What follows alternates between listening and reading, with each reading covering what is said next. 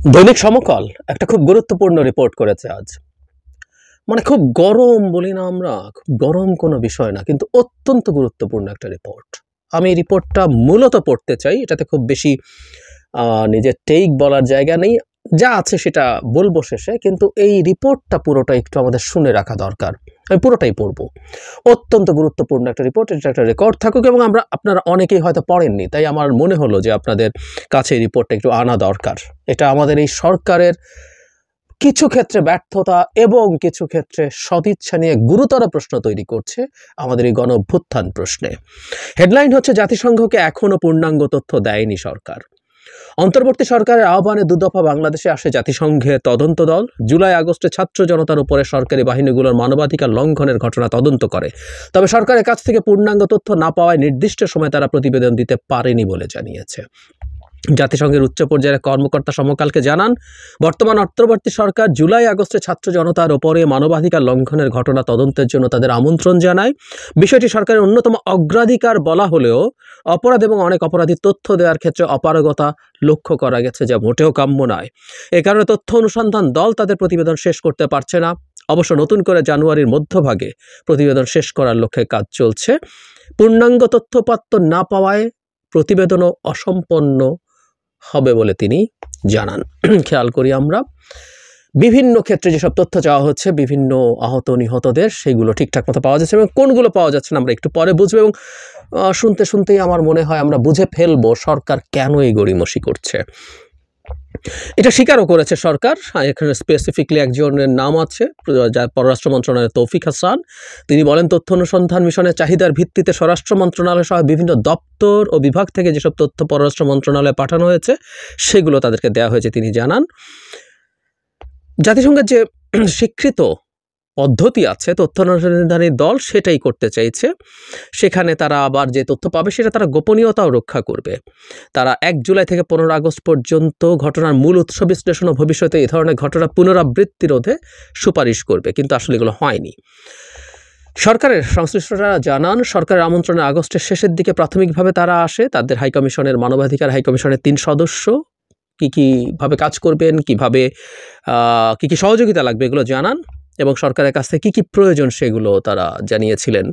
তারপর মূল তদন্ত দল আসে সেপ্টেম্বরে, এবং তারা বিভিন্ন জেলা সফর করে মাঠ পর্যায়েও আসলে তথ্যপত্র নিয়ে ফিরে যায়। এই তথ্যানুসন্ধান নিয়ে আবারও জাতিসংঘের কর্মকর্তা বলছেন, ঢাকার পক্ষ থেকে তদন্তের স্বার্থে সব তথ্য দেওয়ার কথা নিশ্চয়তা দেওয়া হয়েছিল, কিন্তু চাহিদা অনুযায়ী নথি মেলেনি। সরকার তথ্য দিয়েছে, তবে আংশিক। বিশেষ করে এই জায়গাটা আমরা দেখি, জুলাই ও আগস্টে ছাত্র জনতার উপরে সংগঠিত মানবাধিকার লঙ্ঘনে বিভিন্ন নিরাপত্তা বাহিনীর বিষয়ে তথ্য চেয়ে তেমন সাড়া পাওয়া যায়নি। আমরা এই যাই প্রধান কারণ বলে মনে করি, এবং এইখানে সরকার এটা ইচ্ছেকৃত গড়িমসি, এটা মানে জাস্ট গড়িমসি, এটা পরিকল্পিতভাবে এটা দেওয়া হয়নি, এবং এটা সরকার ঠিক করছে কিনা আমরা সেই আলাপটাও আসলে করব। তারপর বাংলাদেশকে 24 অক্টোবর সময় বেঁধে দেয়, 30 সেপ্টেম্বরের মধ্যে তথ্য দিতে দেয়, তাও হয়নি। পরে 9 নভেম্বর বেঁধে দেয়, এবারও ব্যর্থ হয়েছে। আবার নতুন করে সময় দেওয়া হয়েছে, তার মানে বারবার তারিখ বেঁধে দেওয়ার পরও সরকারের দিক থেকে তথ্য দেওয়া হয়নি। তাহলে প্রাথমিকভাবে মনে হতে পারে যে সরকারের ইনএফিসিয়েন্সি আছে কিনা। ইনএফিসিয়েন্সিও আছে, কোনো সন্দেহ নেই, কারণ এই আহতদের ক্ষেত্রে আমরা চিকিৎসার ক্ষেত্রেই চরম ইনএফিসিয়েন্সি দেখেছি সরকারের। আমরা শুধু একটা মন্ত্রণালয়কে যেন দায়ী না করি, অ্যাজ এ হোল পুরো সরকারের এই দায় আছে, তাদেরকে এটা নিতে হবে। এবং একই সাথে এখন দেখছি তথ্য অনুসন্ধান বা এই তথ্যগুলো দিতে ইনএফিসিয়েন্সি আছে, কিন্তু ইচ্ছেকৃতভাবে এটা করা হচ্ছে না, সেটাও খুব নিশ্চিত। এবার যে জরুরি কথা, সরকারের উচ্চ পর্যায়ে এক কর্মকর্তা বলছেন, এখানেই অনেক জবাব পাওয়া যাবে। অন্তর্বর্তী সরকার ছাত্র জনতার পাশাপাশি একটি ভিতের উপরে টিকে রয়েছে। জুলাই আগস্টে বাহিনীগুলো যে ধরনের মানবাধিকার লঙ্ঘন করেছে তা নিজ দেশের নাগরিকদের প্রতি সম্ভব ছিল না, ফলে সরবরাহ করা তথ্য বাহিনীগুলোর বিরুদ্ধে যাবে, এটাই স্বাভাবিক। সরকার মনে করছে আন্তর্জাতিক অঙ্গনে এই ধরনের তথ্য গেলে দেশের ভাবমর্যাদা ক্ষুণ্ণ হবে, তেমনি বাহিনীগুলো বিশ্বে নানা সমালোচনা ও হয়রানির মুখে পড়বে। অন্তর্বর্তী সরকার নতুন করে দেশকে গড়ে তোলার কাজ ব্যাহত হবে। বাংলাদেশের বিভিন্ন নিরাপত্তা ও গোয়েন্দা বাহিনীর নেতৃত্বের সঙ্গে দেখা করতে পররাষ্ট্র মন্ত্রণালয়ের কাছে একাধিকবার জাতিসংঘের দল অনুরোধ জানালেও সাড়া মেলেনি। কি কি তথ্য চেয়েছিল? 16 ধরনের। তার মধ্যে 1 থেকে 15 আগস্ট মানে 1 জুলাই থেকে তাদের তথ্য, নাম, তারিখ সহ শহর, লিঙ্গ, বয়স ও ধর্ম অনুযায়ী দিতে হবে। মৃত্যুর কারণও জানতে চায় তারা। নিরাপত্তা বাহিনীর কতজন সদস্য এই সময়ের মধ্যে নিহত ও আহত হয়েছেন তাও জানতে চেয়েছিল অনুসন্ধান দল। জুলাই আগস্টে সামরিক, আধা সামরিক ও নিরাপত্তা বাহিনীর দায়িত্বপ্রাপ্ত সদস্যদের পূর্ণাঙ্গ তথ্য চেয়েছে প্রতিনিধি দল। কোন শহরে কোন বাহিনীর ইউনিট কারা সিদ্ধান্ত নিয়েছেন সে বিষয়ে নথিসহ তথ্য চাই। এর পাশাপাশি কোন ধরনের অস্ত্র ও গুলি ব্যবহার করা হয়েছে, ছাত্র জনতার বিরুদ্ধে হেলিকপ্টার গাড়ি সহ সব সরঞ্জাম ব্যবহার করা হয়েছে, কোথায় এগুলো মোতায়েন করা হয়েছে তাও জানতে চেয়েছে। ছাত্র জনতার বিরুদ্ধে যেগুলো একটু মন দিয়ে শুনি। অভিযান পরিকল্পনা, বল প্রয়োগের মাত্রা, রুলস অফ এনগেজমেন্টের লিখিত, SMS অথবা মৌখিক নির্দেশের তথ্য চেয়েছে। কি পরিস্থিতিতে অস্ত্র ব্যবহারের আদেশ দেওয়া হয়েছে তারও তথ্য চেয়েছে। 1 জুলাই থেকে 15 আগস্ট পর্যন্ত কতজনকে গ্রেপ্তার করা হয়েছে এবং তাদের কোথায় রাখা হয়েছিল, কোথায় কারা আটক করেছিল, আটকের দায়িত্বে কারা ছিল সেটাও তারা জানতে চেয়েছে। কি ধরনের অভিযোগ করা হয়েছে যারা আটক হয়েছে তাদের, এবং আইনি ভিত্তি জানতে চেয়েছে। গ্রেপ্তারের ক্ষেত্রে এবং গ্রেপ্তারের পর কি নির্দেশনা ছিল, আহতদের চিকিৎসা সেবার ক্ষেত্রে কি কি করা হয়েছে এগুলো। বর্তমানে কি ধরনের ফৌজদারি তদন্ত চলছে, তার পরিপ্রেক্ষিতে কী ধরনের ব্যবস্থা নেওয়া হয়েছে তাও জানতে চাওয়া হয়। কারা নাগরিকদের অস্ত্র সরবরাহ করেছিল, সহিংসতার নির্দেশ দিয়েছে তারাও তথ্য হতে চেয়েছে।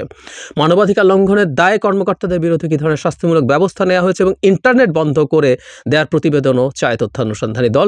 এছাড়া কারফিউ সংক্রান্ত প্রতিবেদন, সংখ্যালঘুদের উপর আক্রমণ, নারীসহ যৌন নিপীড়ন, আন্দোলনকারী রাজনৈতিক কর্মী, মানবাধিকার কর্মী, সাংবাদিকদের উপরে নজরদারি, হুমকি ও ভয়ভীতি দেখার বিস্তারিত তথ্য চেয়েছে জাতিসংঘ। আমরা একটা জিনিস খুব খোলাখুলি বুঝতে পারছি, এই তথ্যগুলো বিশেষ করে নিরাপত্তা বাহিনী সংশ্লিষ্ট তথ্যগুলো দিতেই গড়িমসি হচ্ছে।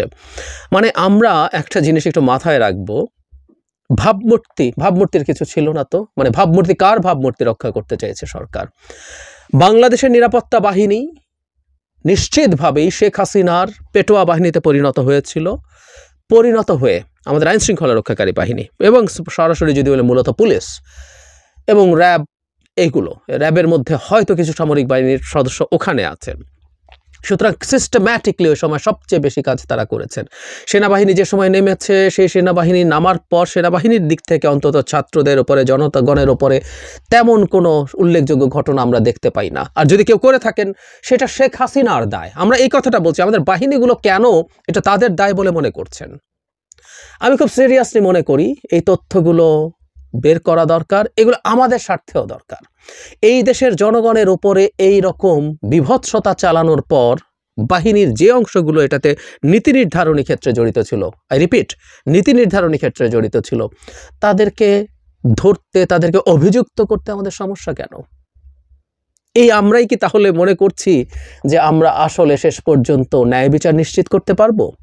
আর দ্বিতীয় কথাটা হচ্ছে, নিরাপত্তা বাহিনী যদি এটা না করে, তাদেরকে যদি আমরা ছাড় দিই, তাহলে শেখ হাসিনাকে আমরা কিভাবে অভিযুক্ত করতে চাই? আমরা তো জাতিসংঘের তদন্তের মাধ্যমে প্রাপ্ত জেনুইন তথ্য আমরা দিচ্ছি না। সেটা আমাদের শেখ হাসিনার বিচারের ক্ষেত্রে খুব গুরুত্বপূর্ণভাবে কাজে লাগতে পারত। ওটা একটা অকাট্য প্রামাণ্য দলিলের মতো কাজ করত, যে কিভাবে এই প্রসেসটা হয়েছে। অনেক কিছু তারা জানতে চেয়েছে। বল প্রয়োগ করতে কে বলেছে, কোন ইউনিট সিদ্ধান্ত নিয়েছে, কতটুকু বল প্রয়োগ করা হবে, গুলি কখন করা হবে, কি ধরনের গুলি ব্যবহার করা হবে, বন্দুক কে দিয়েছে, এই যাবতীয় সবগুলো নীতি নির্ধারণী সিদ্ধান্ত। এবং আইন শৃঙ্খলা রক্ষাকারী বাহিনীর যদি সেই মানুষগুলোকে আইডেন্টিফাই করা যায়, সেটা শেখ হাসিনার বিচারের ক্ষেত্রে গুরুত্বপূর্ণ ব্যাপার হতে পারে। এবং এটা করে আসলে আদতে শেখ হাসিনার বিচারকেও কিন্তু আমরা দুর্বল করে দিচ্ছি, নিশ্চিতভাবেই করছি।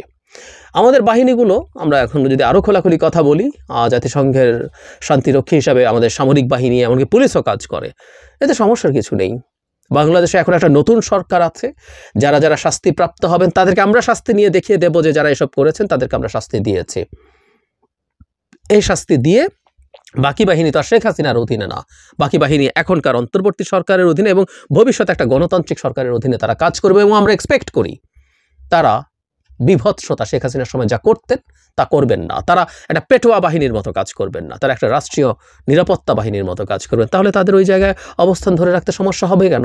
সমস্যা হওয়ার কোনো কারণ নেই তো। It's all about communicating. সরকার এইসব যুক্তি তথ্য দিয়ে সেসব অথরিটির সাথে কথা বলুক। শেখ হাসিনার কাজের দায় আমাদের বাহিনীগুলো কেন নেবে? এবং আমরা আমাদের বাহিনীর ক্ষেত্রে যারা ইনভলভড ছিল তাদেরকে আমরা শাস্তি দিয়েছি। আমরা ন্যায় বিচার নিশ্চিত করার কথা বলছি তো। এছাড়াও পরবর্তী পর্যায়ে যেসব মামলা হয়েছে, আমি ধারণা করি সব মামলার ব্যাপারে সরকারের গড়িমসি থাকতে পারে, কারণ বহু ক্ষেত্রে মামলা খুব জেনুইনলি হয় নাই।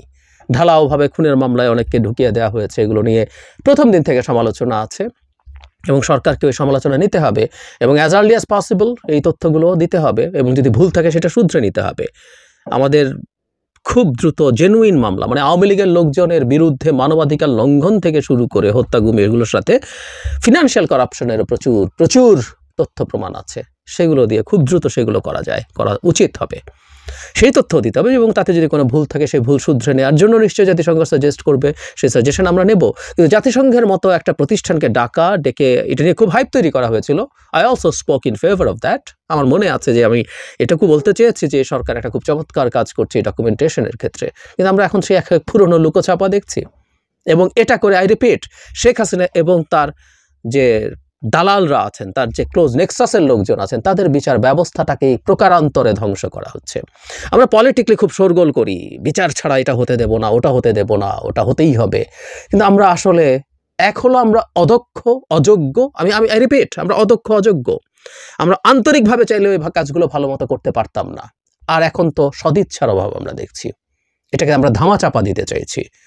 সরকার খুব দ্রুত এই জায়গা থেকে সরে আসা উচিত হবে, কারণ আমরা প্রায় বলি জুলাই আগস্টের স্পিরিট, সে স্পিরিট ও ধারণ করছে না, সে ধারণ করছে না, নানান কথাবার্তা বলা হচ্ছে, কিন্তু আমরা দেখছি সরকারই এই গণ অভ্যুত্থানের স্পিরিট থেকে সরে আসছে।